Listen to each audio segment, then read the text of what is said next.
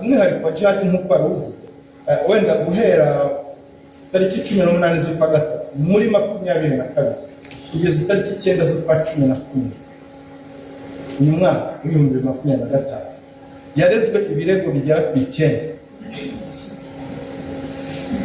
Ibirego bigera ku 9, ariko mu busesenguzi bw'ubugenzacyaha 6 nibyo byari inshinjacyaha, 3 ni mbonezamubano.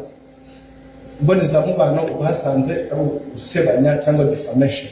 Ibyo ngibyo bagira inama bareze ko baca mu zindi nzira zitari zari. Tariki ya 18 z'ukwa gatatu yarezwe gutangaza amakuru y'ibihuha gusiyoherejwe mu bushinjacyaha. 6 z'ukwa gatanu 2024 ukangisha gusebanya hifashishijwe amafoto y'urukozasoni cyangwa y'ubwambure. Iyo dosiye nayo yoherejwe mu bushinjacyaha. Tariki ya 13 z'ukwa mbere 2025 yarezwe gutangaza amakuru y'ibihuha no gukangisha gusebanya hifashishijwe amashusho y'urukozasoni yoherejwe mu bushinjacyaha. Tariki ya 27 z'ukwa 10 uyu mwaka yarezwe gutangaza amakuru y'ibihuha dosiye cyakorwaho iperereza.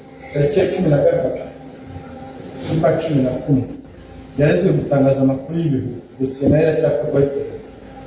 Na tariki ya 9 z'ukwa 11 uyu mwaka yarezwe gukangisha gusebanya hakoreshejwe amashusho y'urukozasoni ndetse no gutangaza amashusho no gushyira hanze amashusho y'imikoreshereze y'ibitsina. Dosiye nayo iracyakorwaho iperereza.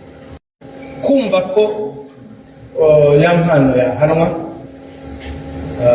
iracyakorwaho iperereza niba hari uruhare yaba yaragize kuba ayo mashusho yaba yaragiye hanze.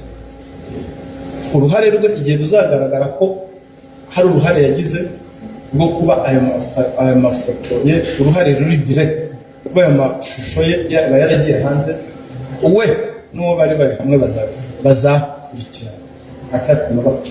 Ariko kugeza ubu ngubu turi gukurikiza itegeko uko riri n'uko ryanditse, gushyira ahagaragara.